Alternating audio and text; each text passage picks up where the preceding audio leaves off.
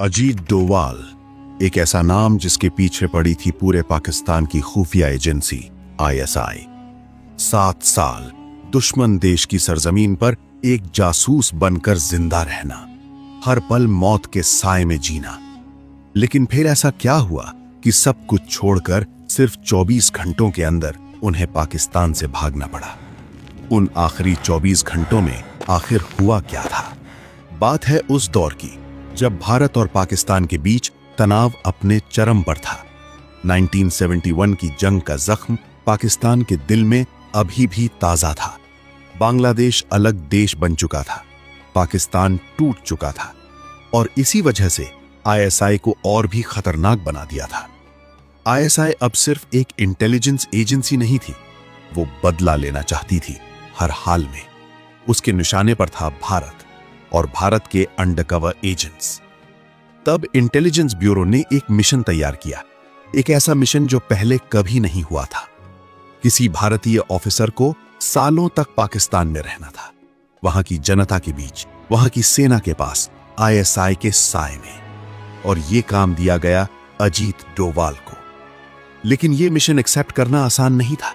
सोचिए एक पल के लिए, आपको अपना नाम भूलना होगा, अपना परिवार भूलना होगा, अपना देश भूलना होगा। आप हर रात सोने से पहले यह सोचकर सोते हैं कि पता नहीं कल सुबह होगी या नहीं। यही था वो मिशन जो डोवाल ने एक्सेप्ट किया, बिना एक पल सोचे। डोवाल कोई साधारण आईपीएस ऑफिसर नहीं थे। वो जानते थे कि पाकिस्तान में जिंदा रहना है तो पाकिस्तानी बनना होगा। उन्होंने अपना नाम बदला, अपनी पहचान बदली, अपना धर्म बदला। वो एक मुसलमान के रूप में पाकिस्तान में दाखिल हुए। उनकी उर्दू इतनी साफ थी कि कोई शक नहीं कर सकता था। उनका लहजा, उनकी नमाज, उनका रहन सहन, सब कुछ इतना परफेक्ट था कि आईएसआई के एजेंट भी उन्हें अपना समझते थे।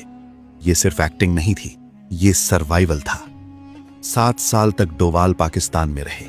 7 साल तक उन्होंने वहां की हर खुफिया हरकत को अपनी आंखों से देखा। 7 साल तक उन्होंने भारत को वो इंफॉर्मेशन दी जो किसी सैटेलाइट से भी नहीं मिल सकती थी। पाकिस्तान में रहते हुए डोवाल ने देखा कि आईएसआई कैसे काम करती है। उन्होंने देखा कि पाकिस्तानी सेना के अंदर कौन से प्लान्स बन रहे हैं। उन्होंने देखा कि भारत के खिलाफ कौन सी साजिशें रची जा रही हैं। उन्होंने देखा कि कौन से भारतीय नेता पाकिस्तान के इशारे पर काम कर रहे थे। और ये सब इंफॉर्मेशन वो सीक्रेटली भारत भेजते रहे। ये कोई फिल्म नहीं थी, ये असली जिंदगी थी। हर दिन एक नया खतरा, हर रात एक नया डर। एक गलत कदम, एक गलत शब्द, एक गलत नजर और सब खत्म। लेकिन डोवाल की जिंदगी में एक और डायमेंशन था। वो सिर्फ इंफॉर्मेशन कलेक्ट नहीं कर रहे थे, वो आईएसआई के अंदर तक घुस चुके थे। डोवाल आईएसआई के कुछ ऑफिसर्स के इतने करीब आ गए थे कि वो खुद उनके साथ मीटिंग्स में बैठते थे, जहां भारत के खिलाफ प्लान्स बनाए जाते थे। और वो प्लान सुनकर चुपचाप उन्हें भारत तक पहुंचाते थे।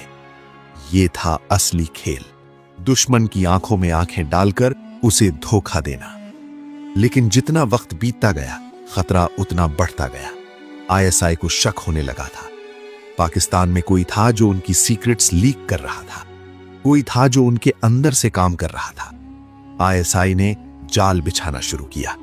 वो हर उस इंसान पर नजर रखने लगे जो थोड़ा भी अलग दिखता था, हर उस इंसान पर जो सवाल पूछता था, हर उस इंसान पर जो जरूरत से ज्यादा जानता था।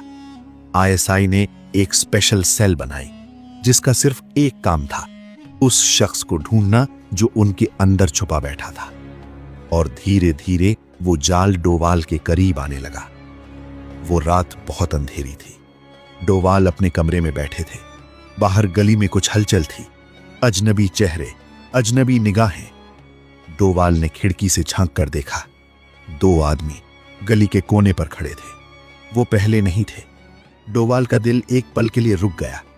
एक ट्रेन्ड इंटेलिजेंस ऑफिसर को बस इतना काफी होता है। डोवाल समझ गए, जाल तैयार हो चुका था। अगर अगले 24 घंटों में उन्होंने पाकिस्तान नहीं छोड़ा तो शायद ही कभी अपने देश, अपने परिवार को देख पाए। और तो और, अजीत डोवाल अगर पकड़े गए तो उनके 7 साल की सारी मेहनत मिट्टी में मिल जाएगी। पाकिस्तान और आईएसआई की काली करतूत की इंफॉर्मेशन भारत तक नहीं पहुंचा पाएंगे। अब शुरू होता है उनकी जिंदगी का सबसे खतरनाक खेल, आखिरी 24 घंटों का काउंटडाउन। एक तरफ अपने देश लौटने की उम्मीद, एक सुकून, लेकिन दूसरी तरफ एक डर, क्या वो सच में इतनी आसानी से वापस लौट पाएंगे? डोवाल ने बिना समय गंवाए फैसला लिया। कमरे के अंदर हर वो चीज जो उनकी असली पहचान से जुड़ी थी या तो जला दी गई या हमेशा के लिए गायब कर दी गई। अब उनके पास कुछ नहीं था सिवाय एक झूठी पहचान और एक तेज दिमाग के। सुबह होते ही माहौल बदल चुका था। गली में लोग वहीं थे, लेकिन नजरें बदल गई थीं। हर चेहरा जैसे कुछ ढूंढ रहा था। हर मोड़ पर खामोश निगरानी थी।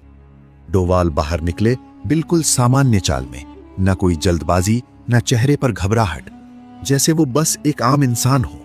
लेकिन हकीकत ये थी कि थोड़ी दूरी पर आईएसआई के 2 अधिकारी लगातार उन पर नजर रखे हुए थे और डोवाल को इस बात का पूरा एहसास था कि उनका पीछा किया जा रहा है। इसके बावजूद उन्होंने अपनी चाल नहीं बदली, न पीछे मुड़े, क्योंकि वो जानते थे कि डर दिखाना सबसे बड़ी गलती होगी।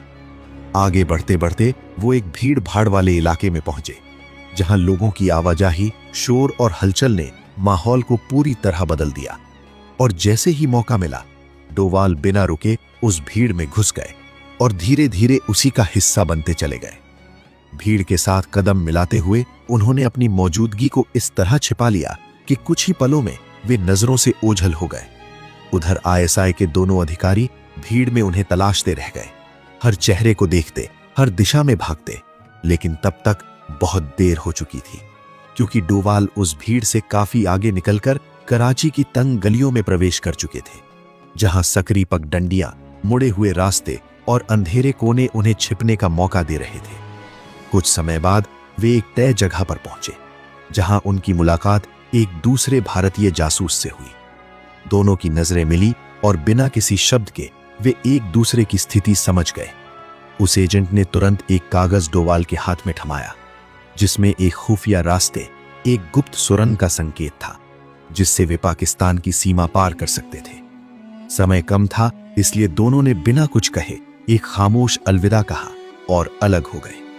अब डोवाल अकेले थे और सूरज ढलते ही वे उस सुनसान इलाके की ओर बढ़े, जहां एक जर्जर इमारत के भीतर उस सुरंग का मुंह छिपा हुआ था।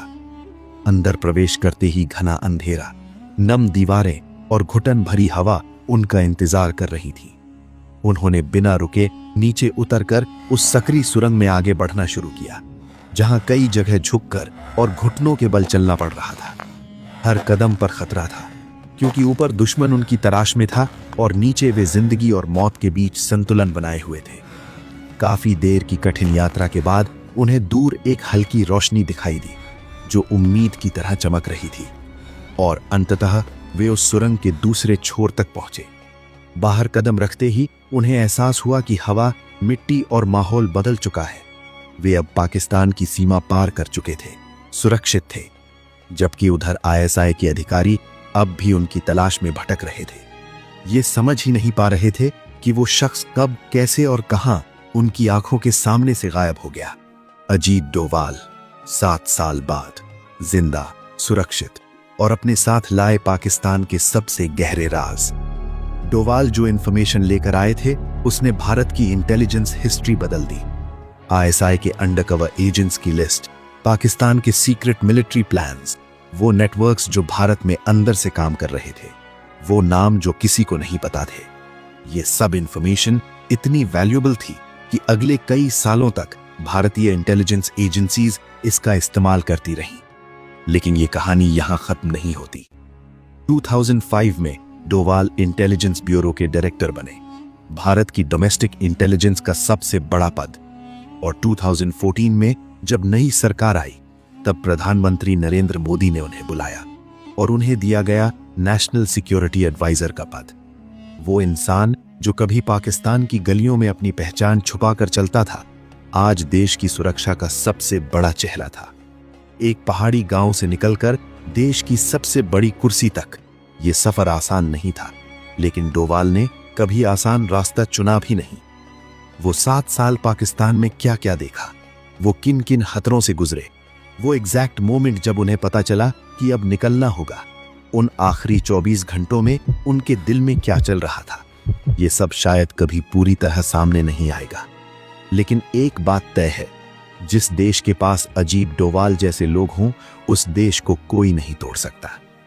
भारत माता की जय।